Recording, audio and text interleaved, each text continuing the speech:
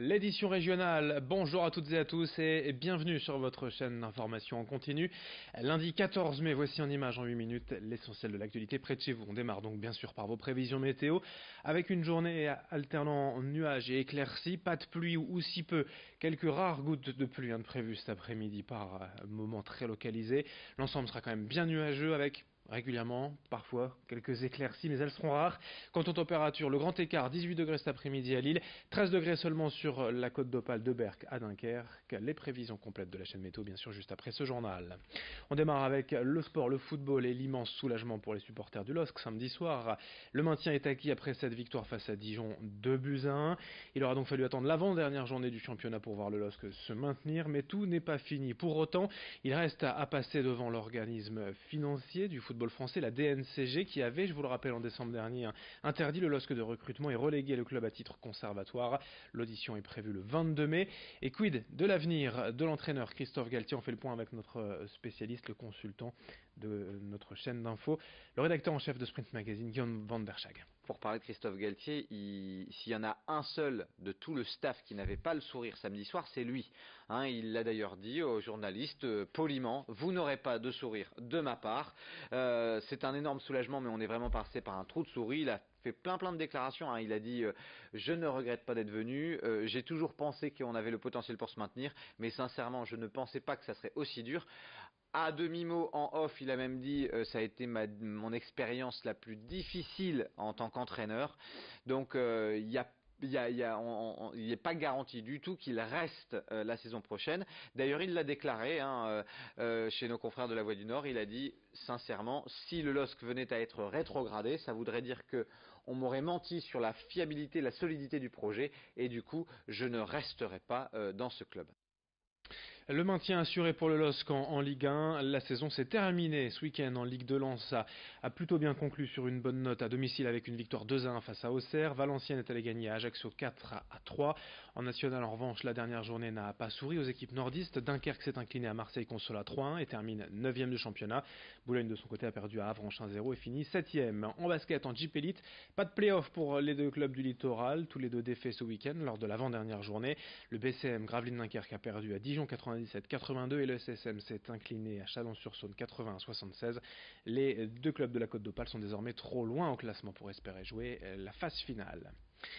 Dans l'actualité de ces prochains jours, cette semaine, c'est la semaine nationale du refuge, cette association nationale qui aide les jeunes rejetés par leurs parents parce qu'ils sont homosexuels. Jusqu'au 20 mai, donc, l'association se mobilise pour sensibiliser la population aux questions liées à l'homophobie. Dans la région, ces bénévoles œuvrent au quotidien auprès de ces jeunes pour tenter de leur retrouver un logement, les accompagner dans leur démarche administrative et en fin de compte les aider à mieux s'insérer dans la société. Le thème souhaité cette année, c'est la résilience, l'idée étant de montrer toute la résistance que ces jeunes savent déployer face à l'agressivité et la violence parfois de leurs proches qui les rejettent. Autre objectif, aller chercher des financements auprès des collectivités et ça, ce n'est pas gagné pour l'instant. Explication au micro de Xavier Silly. Je suis responsable d'une vaste région, qui est la fusion du Nord-Pas-de-Calais et de la Picardie, avec donc une région anciennement picarde qui est très peu investie par les associations LGBT. Il y a très peu de présence. Donc effectivement, nous cherchons à être visibles sur ces territoires-là, de façon à ce que dans les secteurs plus ruraux également, donc les jeunes puissent avoir connaissance de notre existence et sachent où nous trouver. Donc ça, c'est vraiment un axe à développer pour l'association. Autre événement cette semaine, partout en France, la semaine de la chiropraxie jusqu'au 19 mai. La pratique, après plusieurs années de doutes et de critiques, est de mieux en mieux acceptée par les médecins. Cette discipline, pour rappel, vise à traiter les pathologies neuromusculo-squelettiques sans médicaments, en manipulant notamment le corps et la colonne vertébrale surtout. Cette semaine, les chiropracteurs offrent donc aux patients un bilan vertébral. Reportage chez un spécialiste signé Xavier Silly. C'est parti pour la semaine de la chiropraxie. Jusqu'au 19 mai, ces spécialistes dans le traitement des troubles neuromusculo-squelettiques vous attendent pour des premiers diagnostics gratuits. Une première étape qui vise à détecter les anomalies avant qu'il ne soit trop tard et à les traiter par la suite. Le but du chiropracteur est par un des petits systèmes de correction précises, comme des manipulations, des stimulations ou de la mobilisation au niveau du corps en général, car c'est une prise en charge qui est globale, donc sur l'ensemble des membres du corps et de la colonne vertébrale. On va venir traiter justement le patient pour lui apporter un mieux dans la vie de tous les jours en termes de mobilité et de ressenti. Une prise en charge des pathologies qui se veut non médicamenteuse. Il s'agira donc durant ce rendez-vous de cerner les zones à manipuler et à rééquilibrer pour aider les patients à retrouver le bien-être. On va venir questionner le patient donc sur ses antécédents pour justement voir ses déséquilibres, voir ce qui ne va pas chez lui en termes de posture, en termes vertébral, au niveau des membres, pour établir un diagnostic.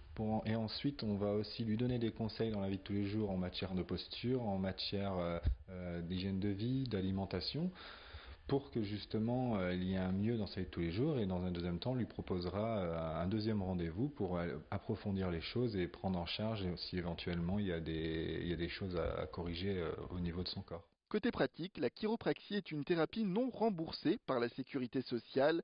Elle répondrait pourtant à un besoin de plus en plus fort de la population. C'est prise en charge donc, par les complémentaires santé en France, et effectivement c'est une discipline qui est en plein essor à l'heure actuelle, car le patient cherche de plus en plus à s'orienter vers des thérapies qui sont manuelles, tout en travaillant bien sûr main dans la main avec les professionnels de santé médicale lorsque c'est nécessaire évidemment par rapport à notre champ de compétences. Et puis on termine ce journal avec un peu de sport, comme on l'a commencé, mais on ne parle pas de football, cette fois de cyclisme, puisque les 4 jours de Dunkerque se sont terminés hier. Le Belge Dimitri Claes remporte donc la course. Olivier Legac, lui, s'est offert la première victoire professionnelle de sa carrière lors de la dernière étape hier entre Coulogne et Dunkerque. Au classement général, Dimitri Claes devance André Greppel pour une petite seconde et le néerlandais Oscar Riesbeck. Fin de ce journal, merci à vous de l'avoir suivi. Dans un instant, la suite du programme, vos prévisions météo, en ce lundi 14 mai. Très belle journée à toutes et à tous.